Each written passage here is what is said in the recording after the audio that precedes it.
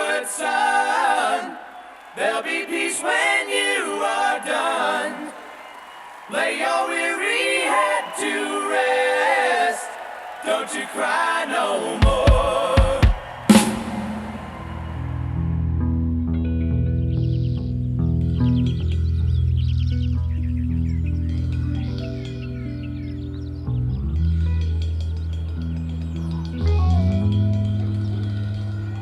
I think one of the most surprising things about the state of Kansas, it strikes you how far you can see and how far you could go, rarely going up a foot or down a foot or a hill or even the highest point in Kansas they refer to as a mound. From anywhere in this town of Topeka, in 10 minutes you're in the country. We lived right on the city limits. I mean, the city limit sign was just a couple of houses away. And back then there wasn't like suburbia, you know, like it is now. I mean, the minute that city limit sign, everything, we were surrounded by farms. As you drive across the state, the wheat fields and the cornfields, they just go forever. And then you have these little towns that pop up every once in a while. So it's that expansive nothingness that lends itself to pretty much doing stuff indoors. Growing up in Kansas, it was just fantastic. All the books you read about a young boy growing up, I did all that stuff. Our world was go out the back door, and which way are we going, and go as far as we could, you know. It was a Beaver Cleaver household for me. It was extremely wholesome, extremely normal. It was a great place to live, great place to grow up, all 4 seasons. I wouldn't trade it for the world. As soon as I was born in Coffeyville, Kansas, I was gone. My dad was in the military. As an Air Force family, we moved every 2 years. And the one thing that remained constant for me in those moves was teaching myself to play the drums. What got me into music? In my early teens, I had a great aunt, Aunt Lily. She was a great appreciator of classical music. And she used to sit me down in her bedroom and put on these old records, 78s. And as it played, she would talk to me about the composers' lives. And I was so fascinated by this that I began to appreciate the music, but I also appreciated the story that she was telling me about the lives of the great composers. My first recollection of knowing that I could kind of make sense out of music was I was watching this Bugs Bunny cartoon. A musical signature came on. I think it was dun dun dun dun dun, you know, something written by Beethoven or something. And I went over and plucked it out on piano.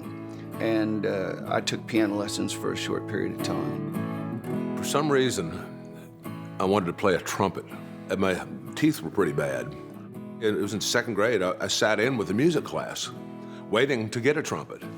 And finally, the teacher said, you know, you don't have the mouth for it. And I was so disappointed.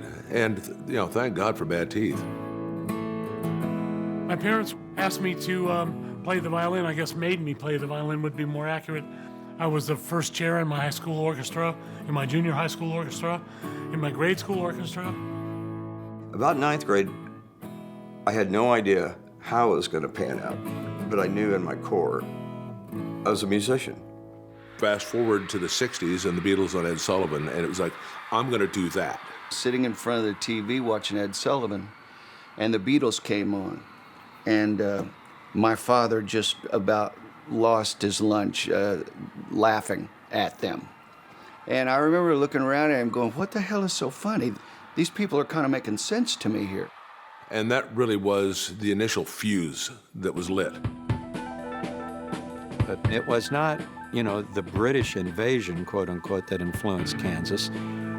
It was the black musicians.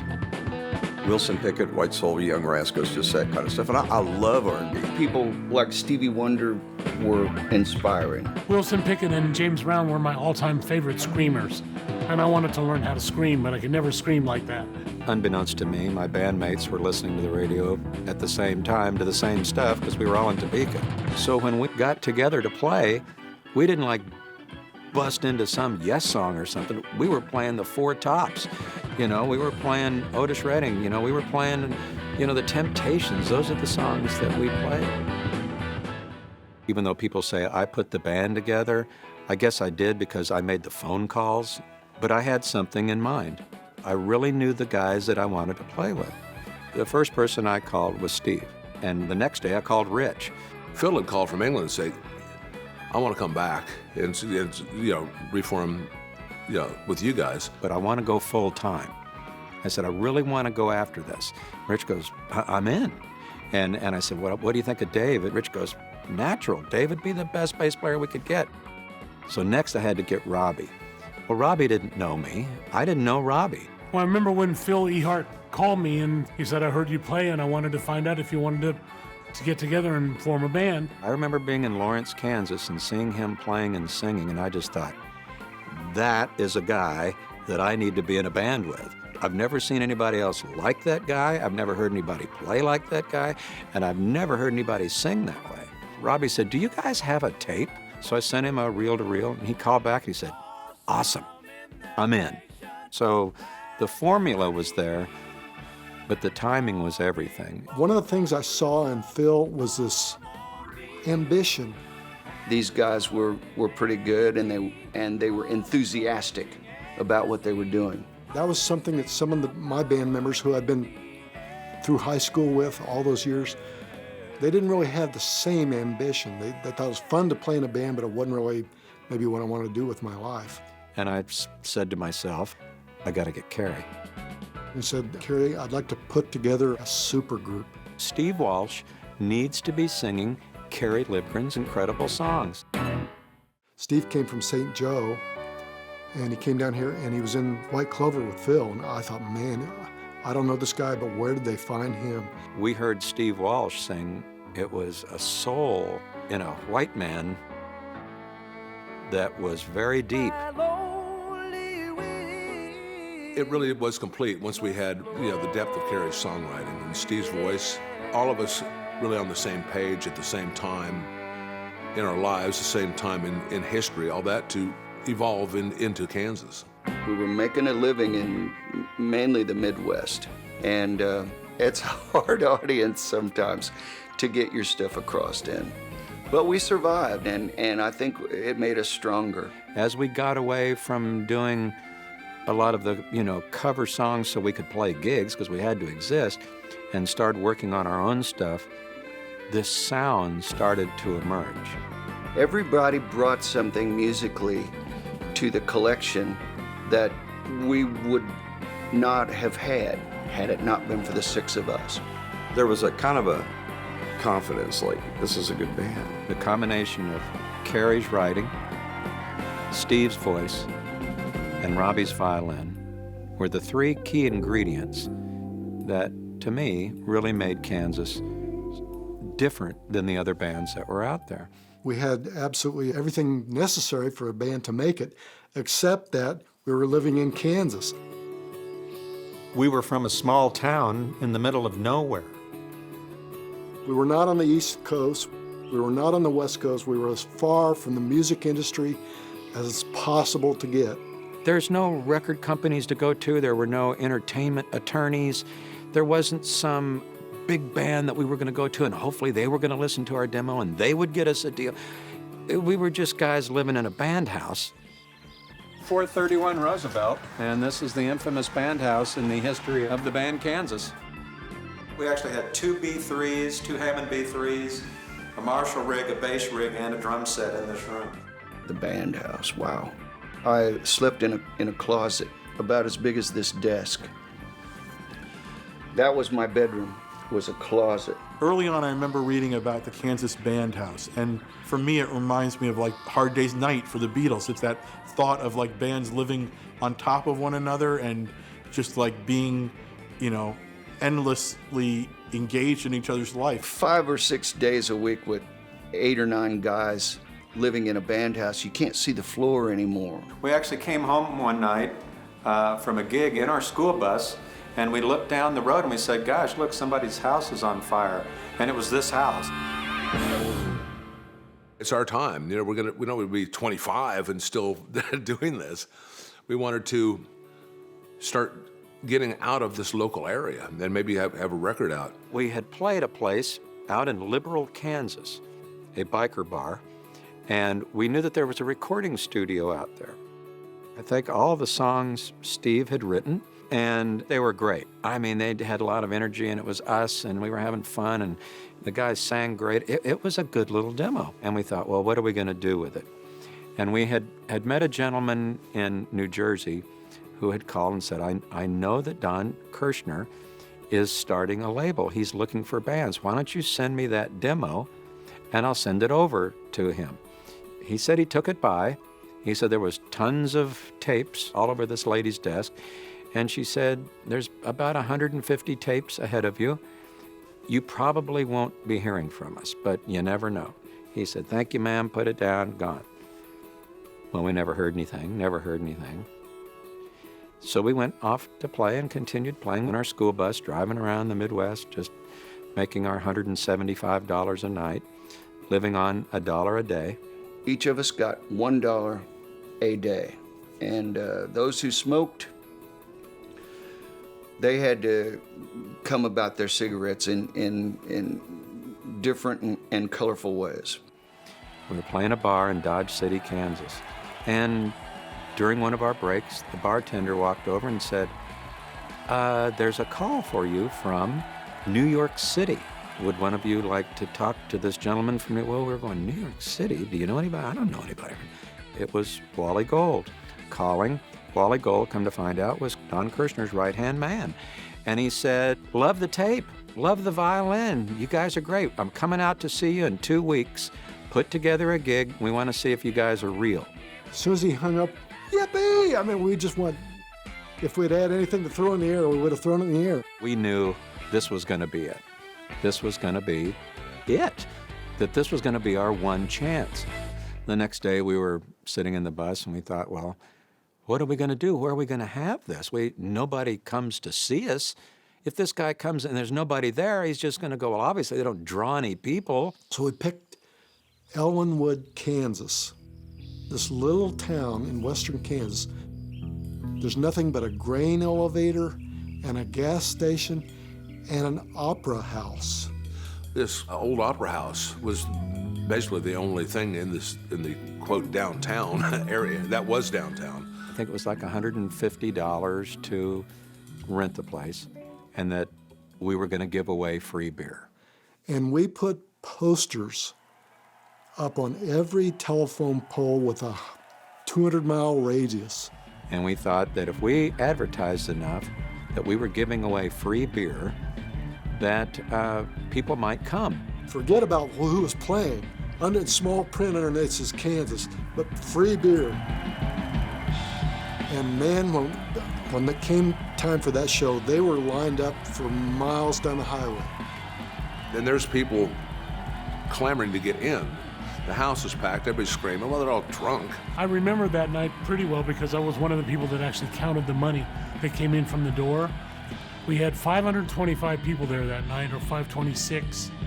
We charged them each $0.25 to get in. It was good. It was a smart thing to do. I didn't realize it was that smart, but it packed the place out way over the top. Being young and dumb, we did have a moment of brilliance. Wally was very surprised at the crowd reaction, and I don't think he knew that we had given away all this beer to all these kids. So, and the crowd was just out of their mind. Needless to say, we played our hearts out. If you hear a tape of it, it sounded horrible.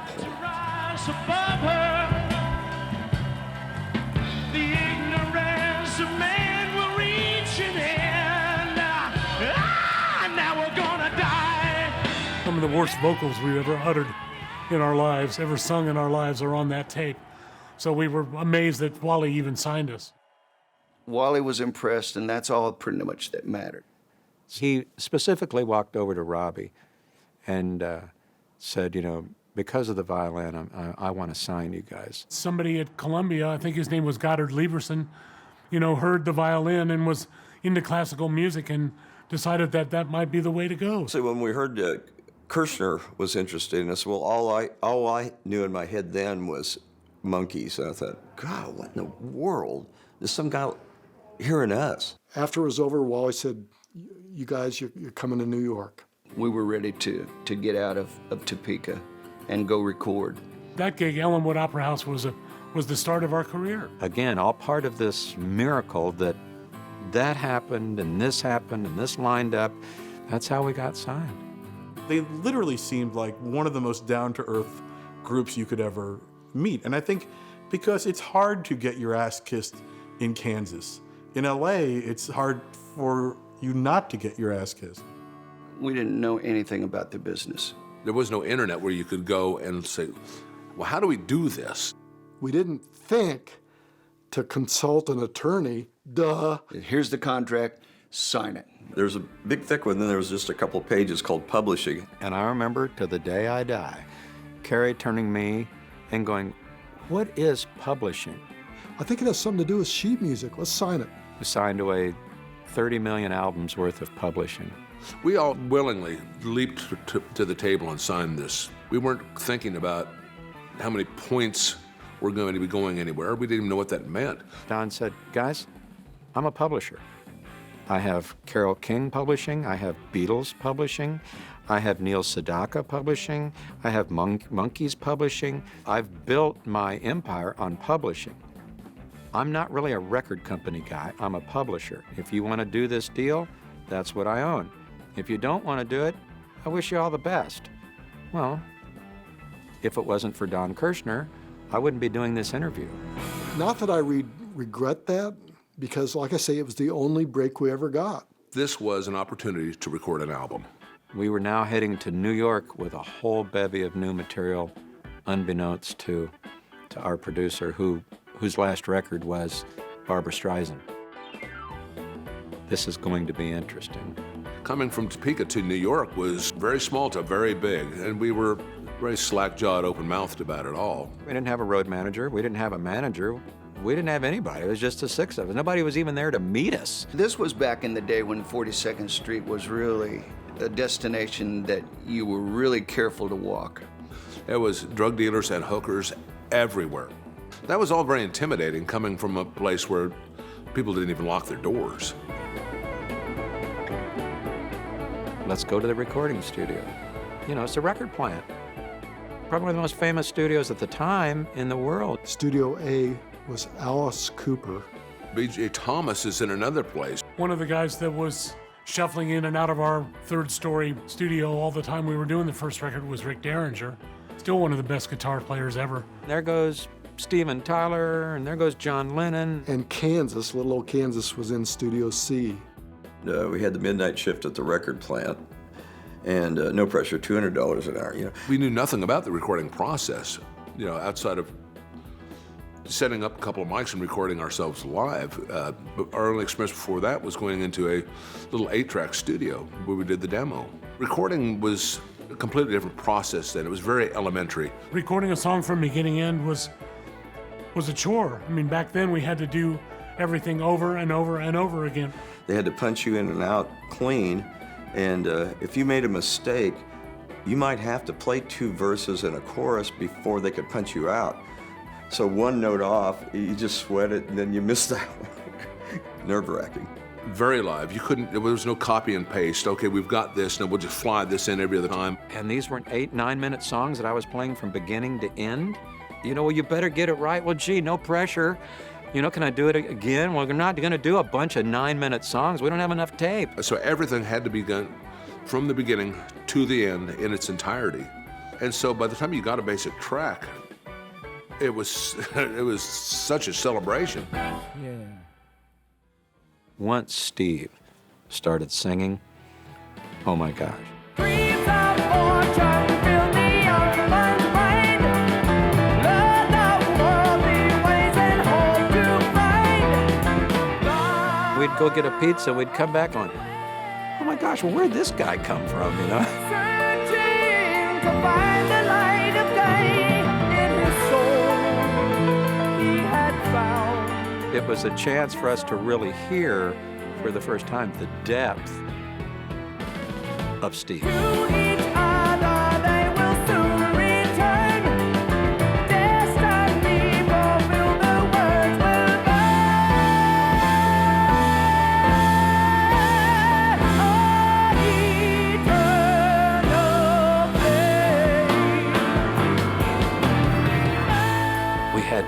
idea this guy could go to the moon as a singer.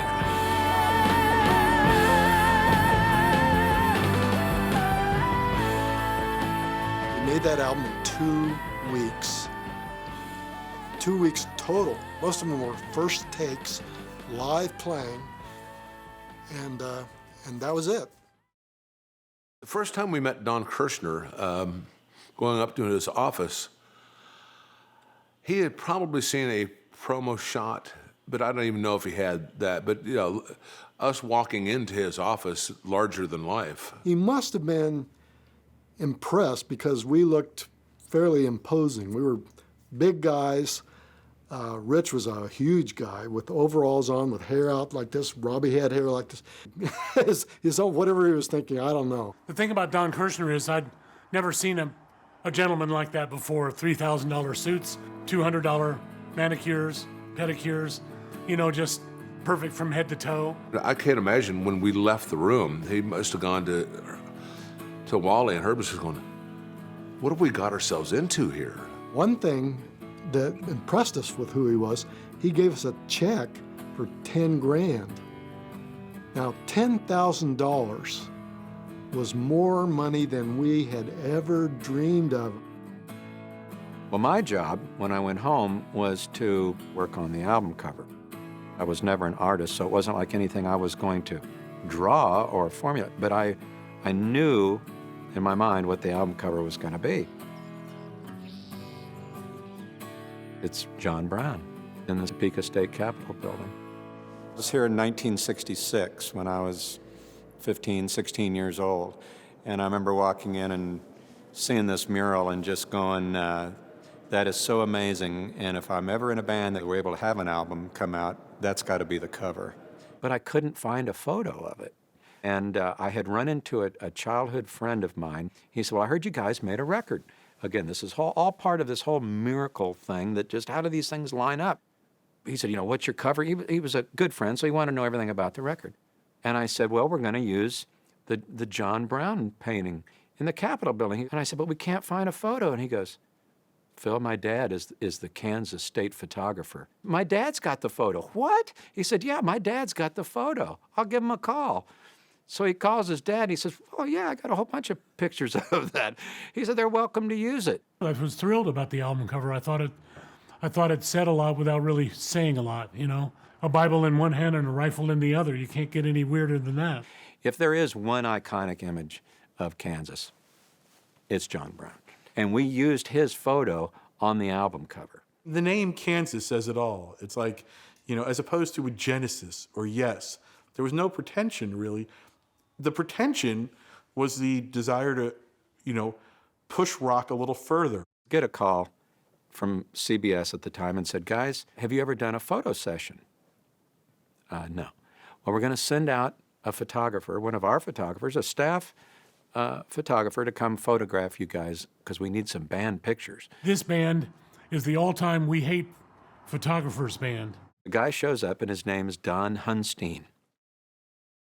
Nice guy, probably drew the short straw. You can imagine who wants to go to Kansas and photograph Kansas was like, okay, well, take a number out of the hat. Low number has to go, you know.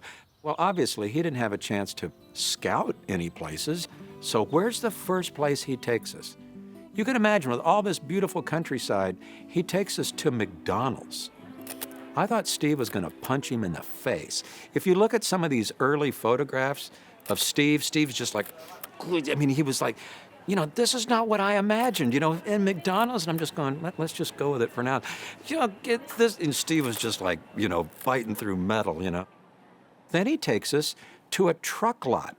Because while he's shooting us at McDonald's, he notices these big semis for sale at a truck lot. Let's go over there to those semis. We're going, why, Don? Because, you know, Kansas has a big sound. What, like a semi? While we're standing there, again, another miracle. A storm moves in. Now, Kansas storms happen like in about 5 minutes. And he looks off in the distance, and here comes one of those black cloud nightmares coming towards Topeka. And it's dark, and it's black behind the band, and there's not much light, and all of a sudden, the clouds part, and we light up. I said, look that way, don't look at me. Look at the sun. It's like, and all this, we're looking at the wind, it's like blowing. Look at the sun, and we're going, God, you're killing us, you know. That was an iconic picture that remained with us through all 40 years. And he took us to a few more places, but he kept saying, I got it. I got the photo.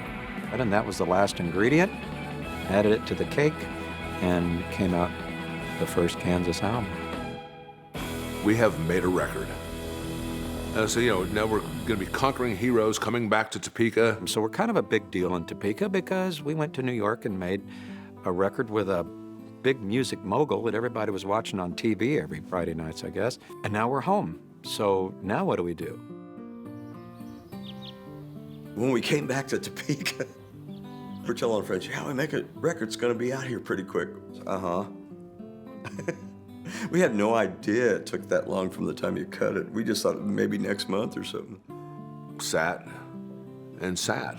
And we proceeded to sit on our behinds for almost a year. It became kind of a struggle at this point. It was kind of a scary moment, a bit disillusioned by the whole process. The marketing plan had to be put together to satisfy us because we were spending our dollars on advertising. We didn't just release it. No, that Tuesday thing wasn't in existence in those days like it is now. You release the records in the stores on Tuesdays. When it was ready to go, we put it out. Well, we have to eat, so I guess it's back in the bus and back out I-70. West on I-70 was where our bus would go by itself. I mean, it was one of those things, we played so much west on I-70. Everything we played was west. We never went to Kansas City. We never went into Missouri. We never went in Nebraska or even, you know, Oklahoma. It was get in this bus and go west on I-70. I remember that winter we didn't have a heater. We picked up the hitchhiker, dead cold winter. We thought that poor guy. And he rode with us for about a half an hour, and he says, hey, I hope you don't think I'm being a jerk or anything, but would you let me off? Because I want to take my chances getting in a car with a heater. We said, we perfectly understand. Pulled over on the side of the highway and let him off. To turn this bus, you would turn the wheel and keep on turning, and it'd move like this much. Then you go back this way, so you're constantly doing this while you're driving it. So here we are, riding back out I-70. We'd just been in New York, wined and dined, the finest studios, John Lennon, Yoko, everybody, hey, how's it? And now we're back in the bus, looking at cornfields. We set up our own tour, playing around the state, promoting our own shows. And that really got us by. 10 months. The record finally recorded in 73. It came out in 74. It came out in the next year. The record was out. It was in stores, so you could actually go and pick it up. And there was that John Brown guy looking at you. And we turned it over, and there was that picture of us standing on the hill. And we thought, wow, how did that turn out so good? And after that, things started happening pretty fast. Finally, Kansas is on the map. Now what do we do? Enter Bud Carr. It's 1974. I'm working in New York as a booking agent for a major talent agency. I got a call from a friend I went to college with who is now working for a very large management company in Los Angeles called BNB Associates. And Elliot Abbott was his name. And Elliot said to me, so if we're going to sign him, you have to sign him as an agent. And I went, okay. And we were off to Phoenix, Arizona to open for my childhood idols, the Kinks. We found very quickly when we started touring that we needed a sound man. So I mentioned to the guys, I said, why don't we have Jeff go on the road with us and be our sound man? We need a sound man. Come with us. You love sound. You're into this whole concept of putting all the sound through a PA system, which, you know, miking it up, every instrument and controlling the sound. So why don't you come do that with us? We're going to kind of hit the road and then, you know, see how it goes. He didn't even think about it. He just went, all right, I'll do it. And Jeff was just as hungry as we were. And Jeff learned fast. From that moment on, we started getting opening slots. You know, here and there. A year later or so, we were gone. When you're starting bands out, you just do the best you can to continually get them gigs. And the acts that they went out with, Mott the Hoople, the Kinks, they all liked them. For a long time, after the first album came out, we didn't go home. It was constant touring. It was one tour after another. That year, that first year, I believe it was 248 gigs that we played touring. We just lived on the road. When you're playing that many gigs, you can't help but get tighter. We got to be better players together. The baptism of fire, if you will. We got dipped into that, and it was what we had wanted, exactly what we had wanted, and we were just living on the road.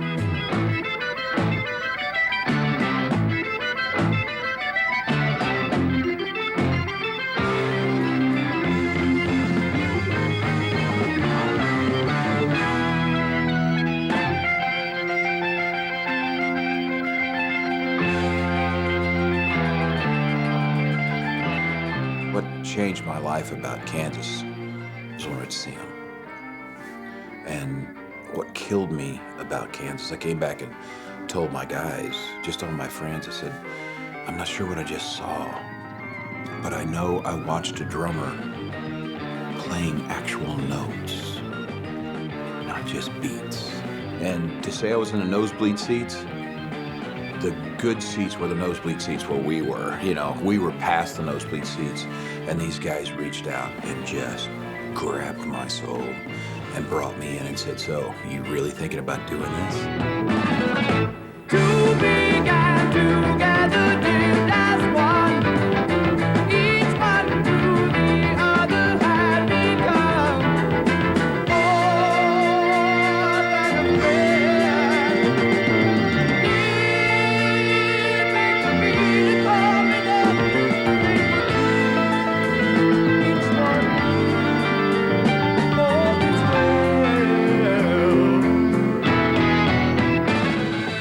And after watching Kansas, you come back and you go, hell yeah.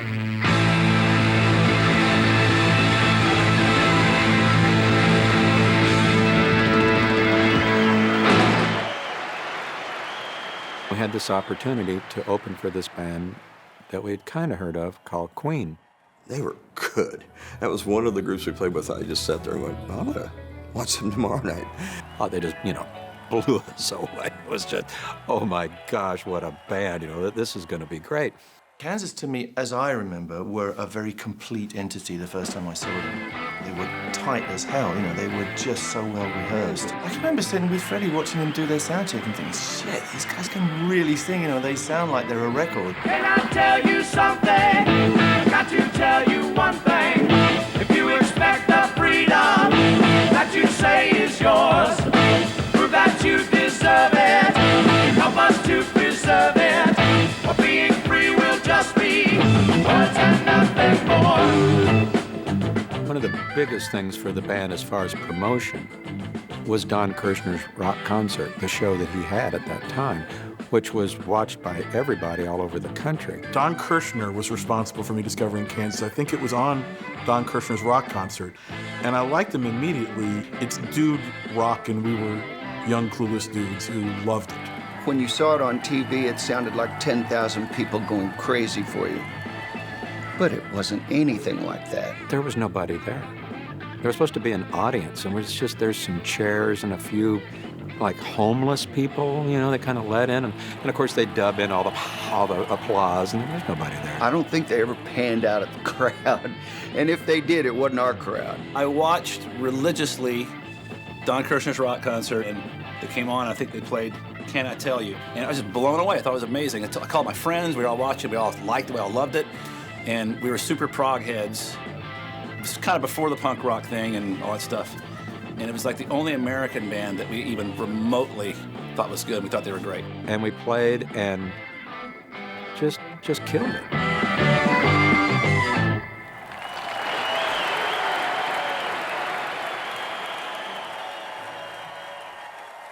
By the time we got to the second album, Song for America, number one, my writing became much more refined, much more focused.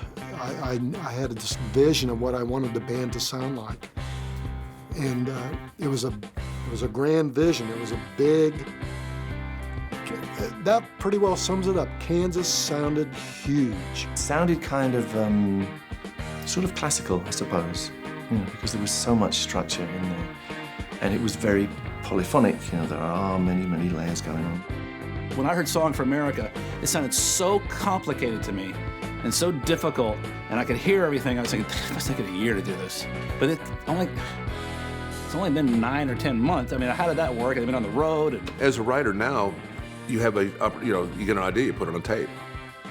Well, I'm going to add this. Back then, it was all really, Kerry would come up with songs sometimes. There were so many amazing parts. Kerry would sit with me and Phil, and we'd learn the basics, and then he'd take Rich and him and Robbie and work out the top parts. Kerry wrote a lot of songs that were rebellious in a way. I mean, Song for America is all about environmentalism.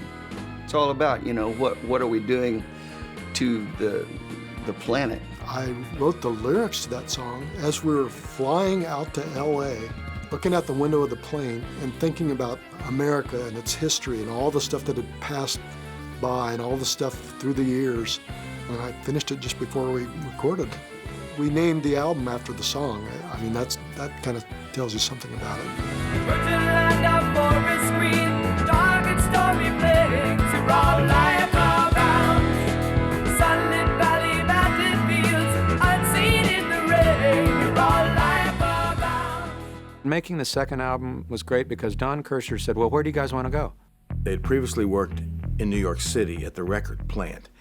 We were at the time really concerned with the vocals, and they felt like in the first album that some of the vocal qualities and things didn't come out. And we all loved the way Crosby, Stills and Nash & Young's record sounded. We looked on the back, it said Wally Heider, L.A.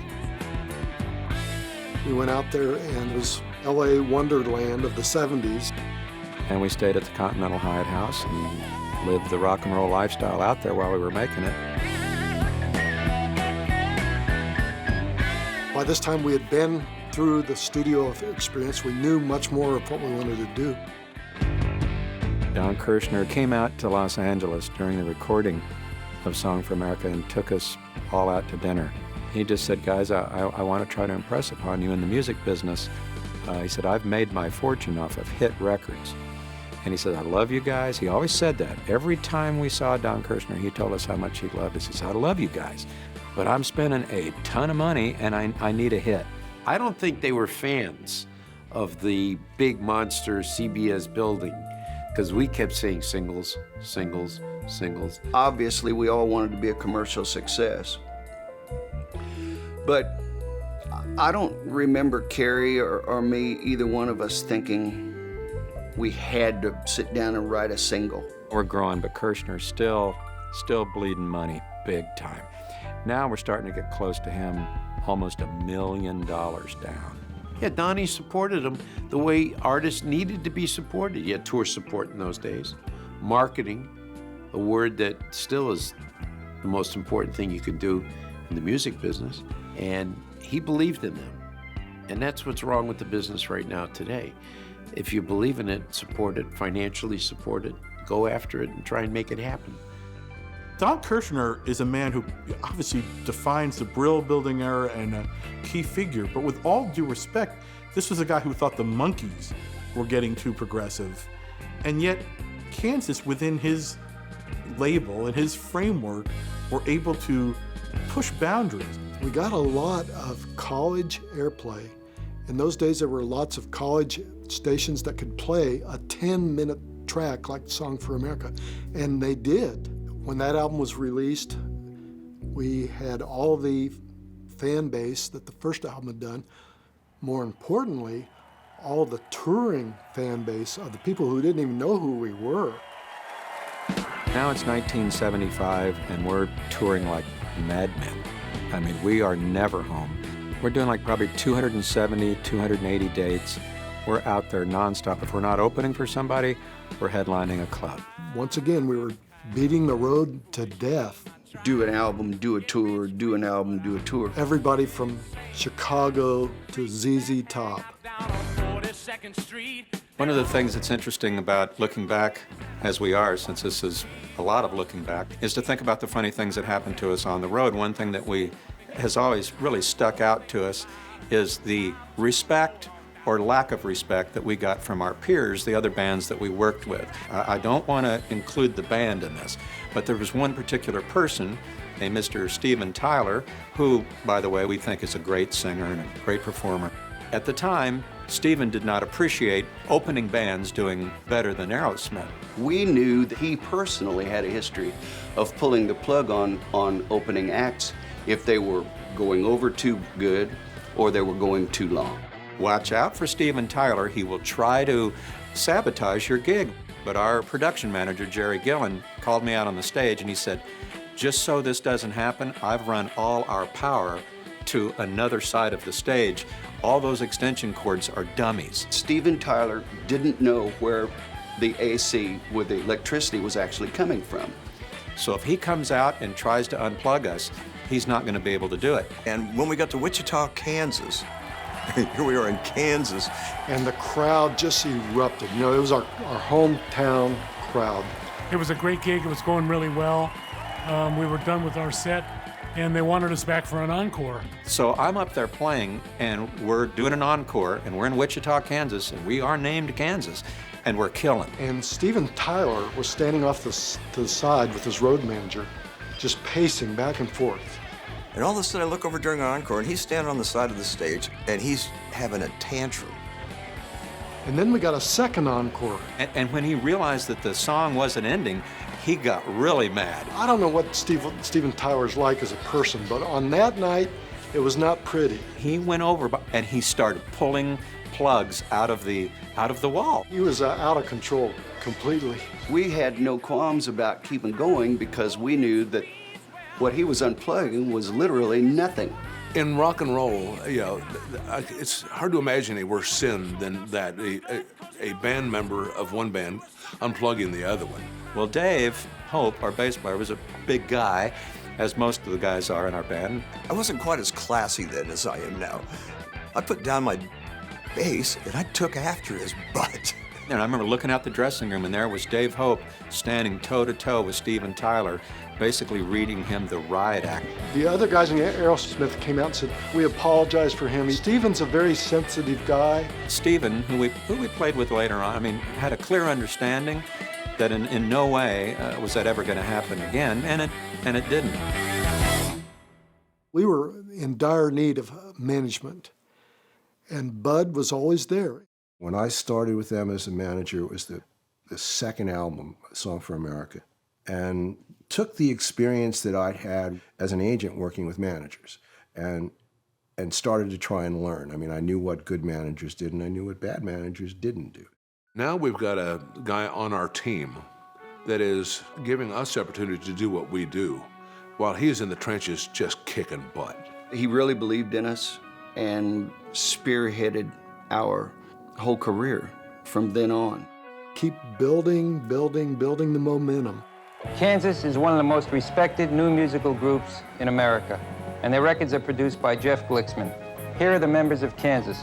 Kerry Livgren, in addition to playing lead and rhythm guitar, piano, organ, and synthesizer, composes much of what the group performs and adds his voice to some of the harmony vocal parts.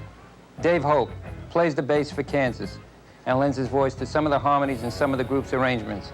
Phil Earhart started playing drums in the second grade in Coffeyville, Kansas, where he was born.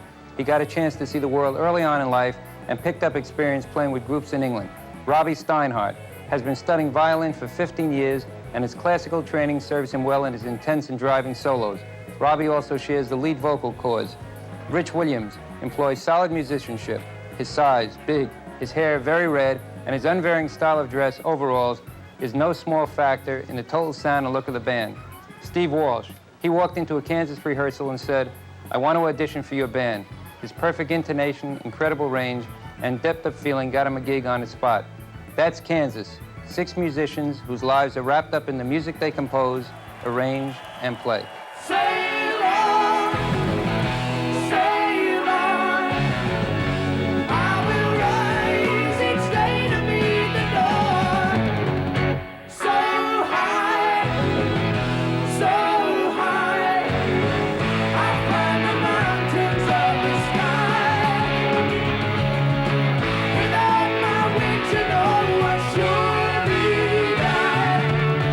I found my freedom flying high.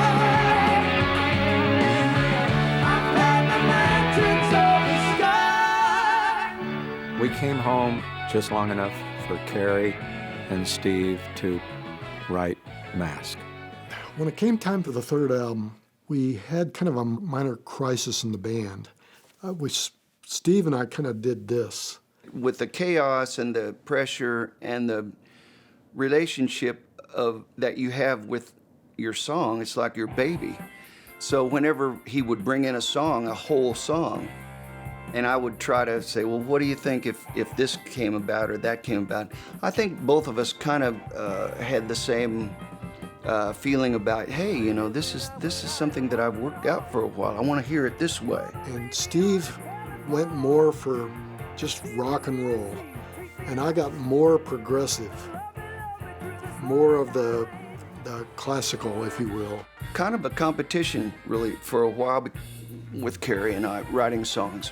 A lot of the songs I wrote for Kansas, they were really written for the wrong reason. A few of them were heartfelt, and a few of them I'm proud of, but not very many.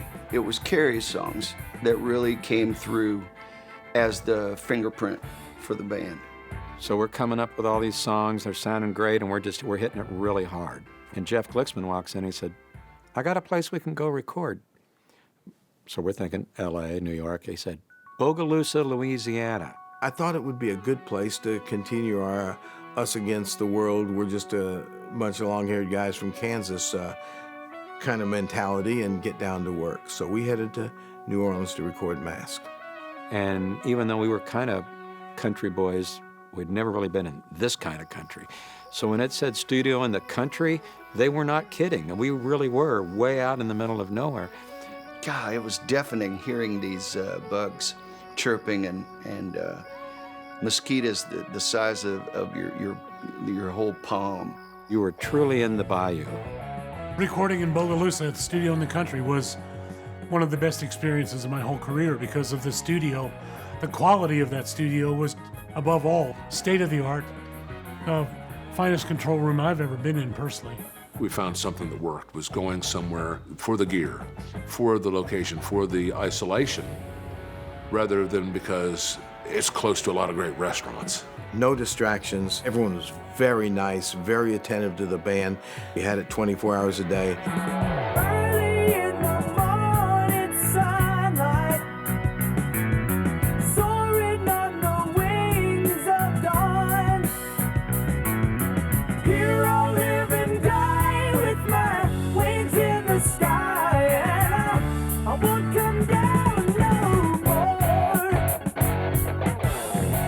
Then the album came out, and it was more of the same. The album sales at that point were a couple 100,000 albums. That's pretty good, but still no magic. There wasn't a real good record company reaction, but there wasn't like a negative reaction like, oh man, we don't like the band.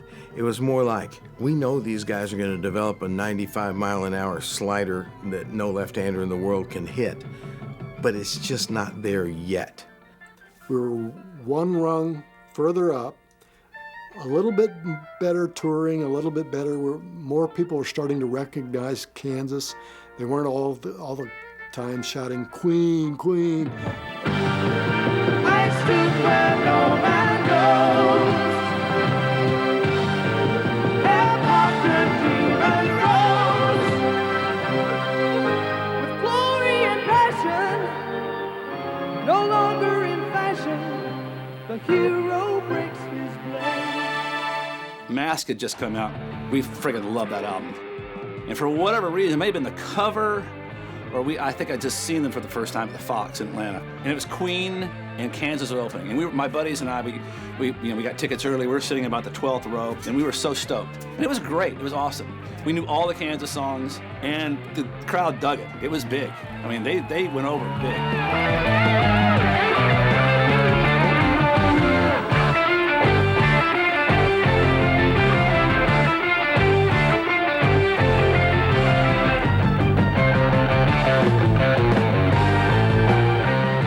Beginning to appreciate us for who we were, but we really needed that hit single.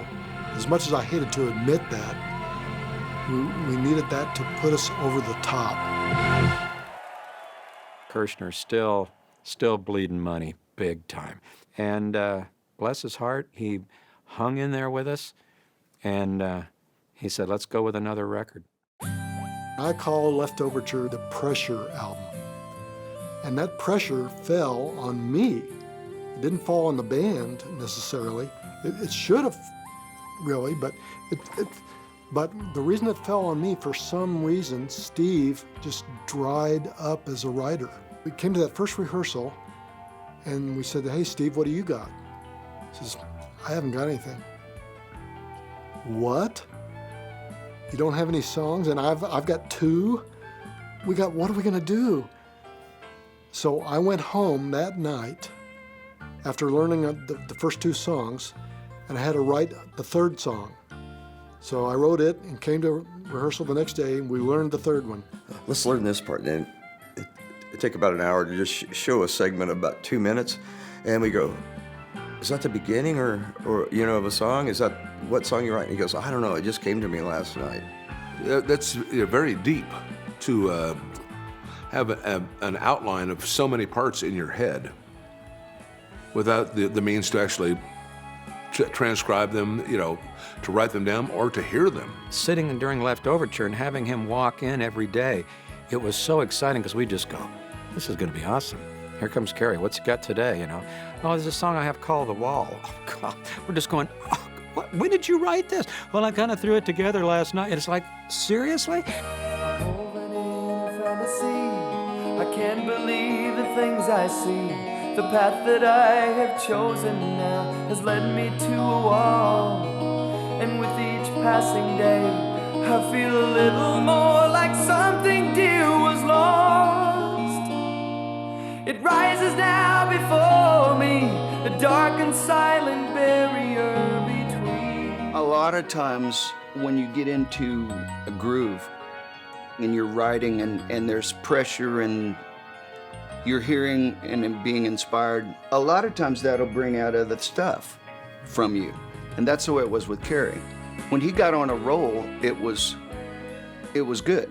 The Lord came through. He blessed me on that, and I wrote song after song after song. Kerry was developing to the point that he was really becoming a master of the songwriting craft. They were starting to flow out of him. I mean, this thing's called Miracles Out of Nowhere. To me, one of the miracles is Kerry's evolution as a songwriter. You never sense this sense of musical genius, which he truly was and is.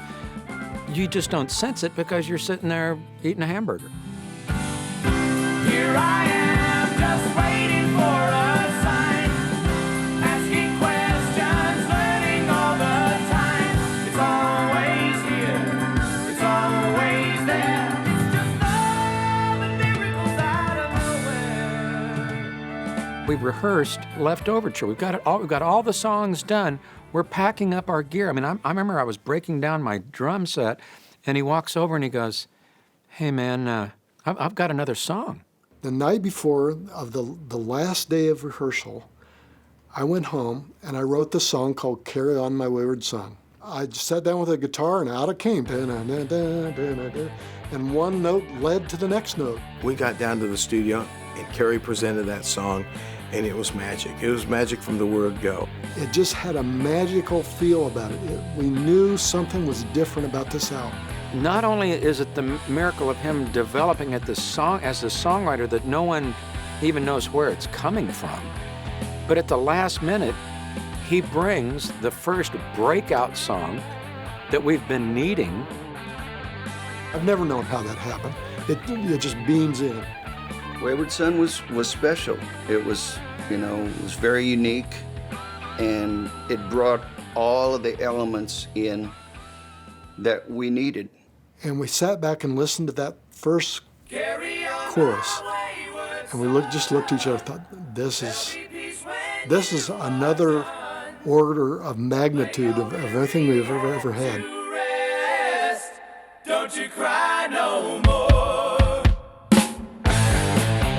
So I called Don Kirshner, cranked the thing up, opened the telephone, played him out the opening of the song, and I could hear him talking to the phone already. He says, I love it. I just love it. When Jeff came into my office, he had an open door policy. All producers did. I hear Carry On Wayward Son, you know, and I'm going, wait a second. I pulled in the promotion staff into my office. We must have played that about 10 times. Well, you got yourself your first hit single. I think I got a preview. I think I heard it before anyone else did. And he said, I want you to hear this because there's an influence there. He said, you know, when we heard Now I'm Here, the riff goes ding, ding, ding, ding, ding, ding, ding, ding, ding, ding, ding. He says there's a point where the riff swaps over its place in the bar. And he said, I was intrigued by that, the same way as you were, Brian. And he said, this is what we've done with Wayward Son. I remember Don Kirshner saying this. Every note in that song is a hook. Da-da-da-da-da. That's hook number 1. Bum, bum, ba-da-da. That's hook number 2. It started off with a hook. Carry on my... You know, that was the hook. Dun, dun, dun, dun, dun, dun, dun, dun, dun. The guitar solos were hooks. Dun, dun, dun, dun, dun, dun, dun, dun. Everything about it was a hook. Is there a 13-year-old boy on earth who does not either think of themselves as the Wayward Son or want to be? They tapped into something timeless, and in rock and roll, you can't ask for much more than that. They brought muscle to music. These guys were so extraordinarily talented that they just seemed to be, from whatever that planet is, that brings us all the rock gods in our lives. We started getting call-ins, FM, you know, because you could call in, ask for requests. Call-ins on Carry On. It was all over the radio. Every freaking station in the country, FM and AM, played Carry On Wayward Son, and that did it. That was what put us over the top. And boom, it's the song that changed our entire lives. KQV played it in Pittsburgh. The minute that happened, Solly Solomon, the promotion man, wrote in his report, I went into the radio station, I handed him the record, and it exploded. The record came out and was gold within 4 weeks. 3 weeks later, it was platinum, and it was just soaring. It took us from being an opening band to a headliner around the world. After Left Overture came out, after playing them in many other markets in and around the Pittsburgh area, I take them to the Civic Arena, and we do 2 nights breaking Elvis Presley's record of 30,000 people.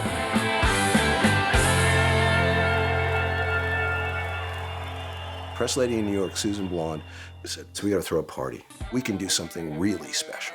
The guys will all come in tuxedos. Kansas? Wizard of Oz, you're not in Kansas anymore. She actually found little people, the actors, who were still alive, who were in the Wizard of Oz. I said, and they could throw pedals in the air going, Kansas, they say, is the name of the star. Yep, I did that. The thing that I remember most about our platinum party was when we got there, all the food was gone. And like, here we are, we're the big rock stars coming in to have a platinum party. We sold 1 million records, you know. And then I think there's a chicken wing left over there, and there's like a couple of chocolate chip cookies in this corner, and so meanwhile all these New York people had eaten all our food. The record label, those guys went crazy for the Left Overture album. They just couldn't believe that these guys had put together an album that was as powerful as it was musically, but also had a potential. And from that moment on, Don Kirshner recouped his over $1 million, and he got all his money back, and of course he had all our publishing, so ka-ching. He risked all that investment and all that time believing in us. The pressures he must have had from the record company at CBS going, Don, you're insane. These guys are never going to have a hit. Can you imagine him walking back into CBS going, Kansas, top 5 hit. We went to headline status. Plus, we're not opening for people anymore. We're headlining on our own. We're making a lot of money. So now we have buses and we have trucks and production, and our crew of 3 is now 15, and entourages and people and managers and record company people are actually coming to the gigs. Was before we'd invite them, they'd go, sorry man, I'm busy with the Ramones or something, you know. Now, you know, they're coming to Kansas gigs, and for the first time we were a little bit cool, just a little bit cool. Steve had eclipsed Robbie as a vocalist. Steve used to just sit behind his organ. He began to come out and be the lead singer of Kansas. Masquerading as a man with a reason. My charade is the event of the season. And if I claim to be a wise man, it surely means that I don't know. On the stormy sea of moving emotion, tossed around, I'm like a ship on the ocean. I set a course for winds of fortune, yeah. But I give the voice to say, carry on my wayward son. There'll be peace when you are done. Lay your weary head to rest. Don't you cry no more. No, I started stepping out a little bit more and trying to deliver it, sell it a little bit more. Steve's gone through a lot of changes in my life, and I never was really surprised. I mean, I was maybe a little surprised, but never shocked by any of them. It's like I expected him to do something different, because he always did.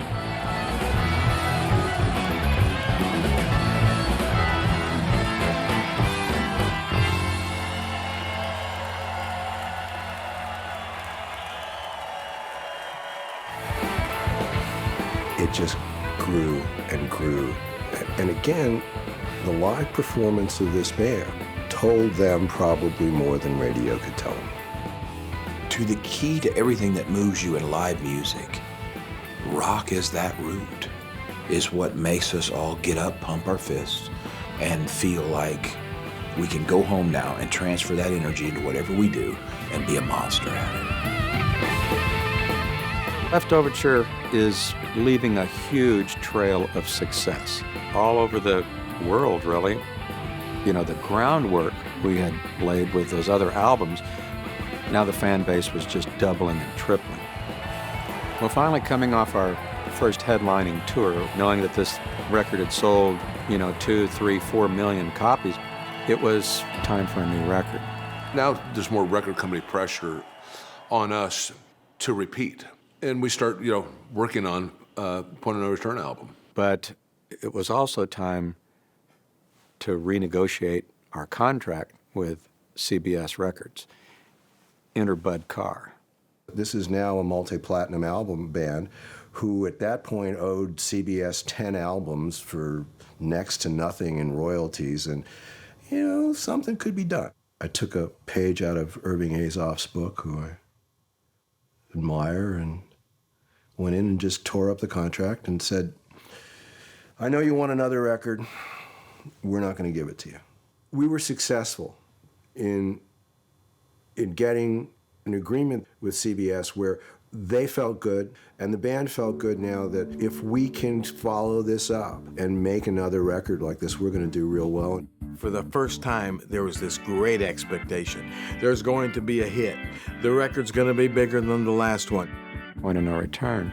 It was a title me and Bud Carr came up with. Art director was Tom Drennan, and the cover art was by Peter Lloyd. Some sort of object going over something that was to the point of no return. Started working on the songs, and oh man, it was just, Kerry and Steve were now on all cylinders. He had 1,000 ideas. You might have heard his name. He lived alone with his vision, not looking for fortune or fame. The album was coming along great. Then, Kerry walks in one day with another song. And I had come up with this finger exercise to learn how to finger pick. And I had this little studio in what was the dining room of our house. And my wife, Vicki, used to walk back and forth, and she said, you should do something with that thing. I said, no, honey, this is just an exercise. Don't bother me. I'm telling you, you should do something with that. I remember Kerry talking to me on the phone. He called me and he said, I have a very different song that I want to play you guys. Sure, well, what? He goes, it's an acoustic song. I said, okay. He said, no, I'm serious. Just acoustic guitar. There's not going to be any drums, nothing. So I played it for him. And when the tape finished playing, there was this kind of a stunned silence. And I think Dave said, Carrie, where is this band? I said, what? You mean you like it? We all knew Dust in the Wind was going to be a hit. We didn't think it was a hit. We just knew it was going to be a hit. I close my eyes, only for a moment, and the moment's gone. All my dreams pass before my eyes, a curiosity. Dust in the wind. All we are is dust in the wind.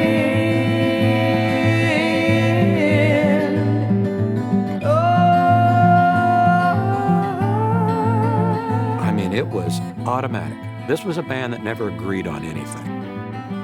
Not on that song.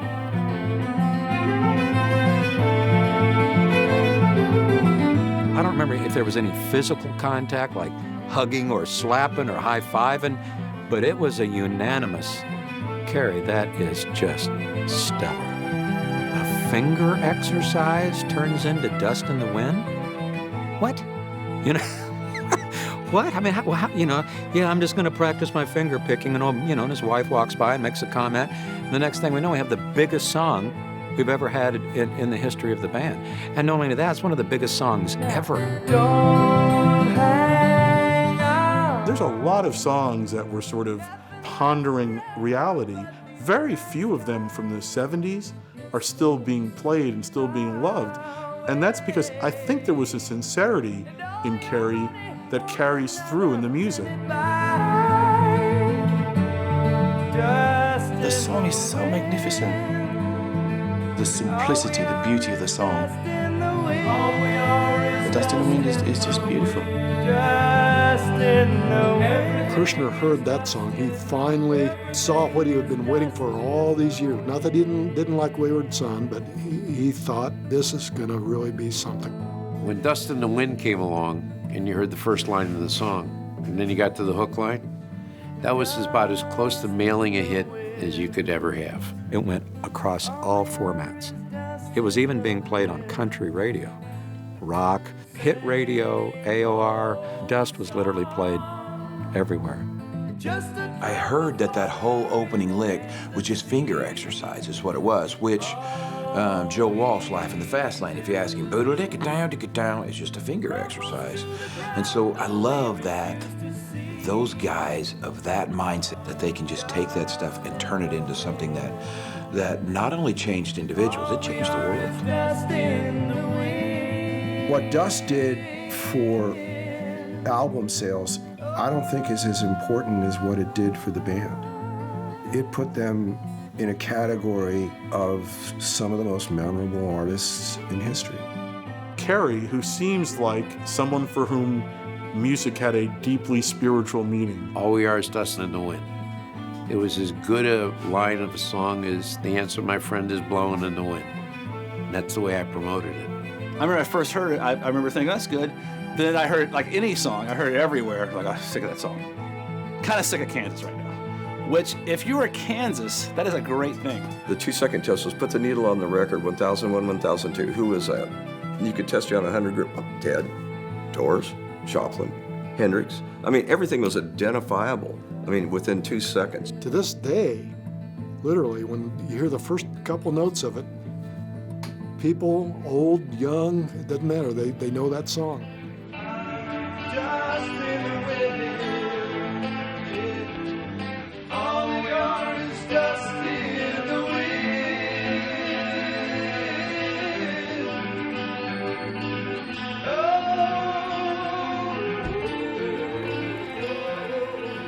The record was an immediate hit, sold 4 million out of the box.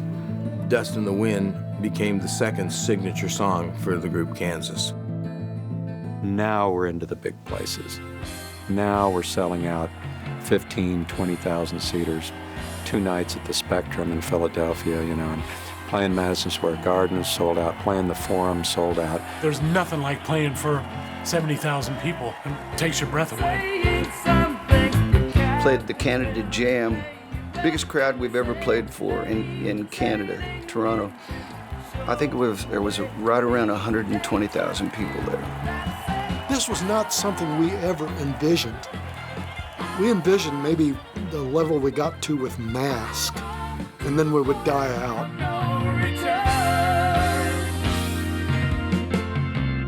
We're just experiencing things that we never could have imagined, ever. We play a gig at the Hammersmith Odeon in England, and Queen comes to see us. That's rocking.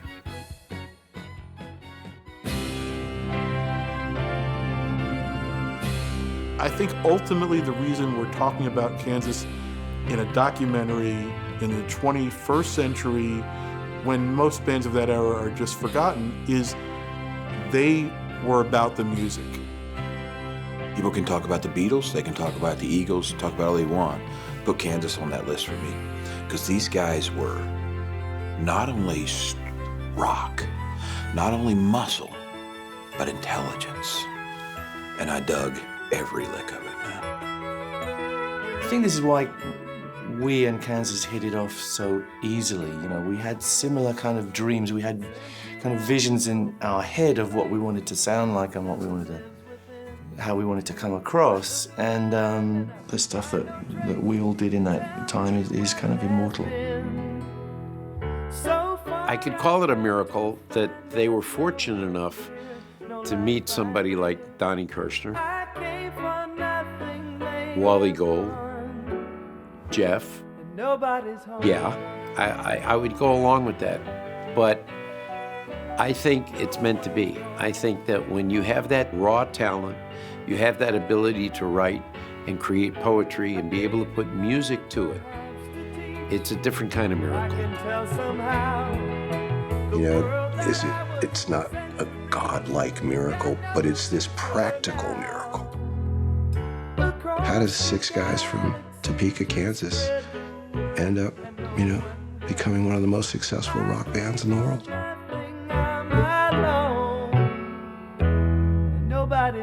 The chances were just a snowball in hell, you know. I just always felt like there was a kind of the destiny thing hanging over us or something, you know. It took more than just that. You know, we never had a plan B. There was no plan B. There was never, what are you going to do if this doesn't work out? We were always just going to make it in the music business. We didn't even know what make it was, but that's what we were doing. We're as different as 6 individuals can be, and yet we formed this group that had something special about it. I don't know what it was. It had something special about it that really reached people. We were proud of each other, and we were proud of ourselves. You know, we had something to prove, and it was going to be hell or high water if we didn't. It's been, you know, geez, I've lived a dream. We reached the point of surpassing all our dreams. The dreams that we had, the dreams that we imagined from the very first album. You know, things you kind of always hoped, but you would never feel that you'd ever get there. To me, a band it's all about a team. It's not about the individual people in it. It's about what a team can do if they're all firing on all its cylinders together. I wanted to be a part of something that was a lot bigger than I could ever be. Being in a band is like being married, only I was married to 5 guys. You know, that's a lot of work. You know, and it's always going to be the guys first. And we all love music, but I like the guys. We're friends. You gotta have people around you that you trust, and eventually that you love. You know, that's the thing about this band, is that they're the most trustworthy people that I've ever met. After 40 years, I'm proud to say that, you know, I was part of it. So going back there and restaging that picture was really the first time in 40-some years that any of us had been back there. And to go up there and to stand and to have the 6 of us there again, knowing 40 years ago we stood here, and to recreate that, it was goosebumps. That's why it makes this so meaningful. It was the journey, but we actually made it to the top of the mountain.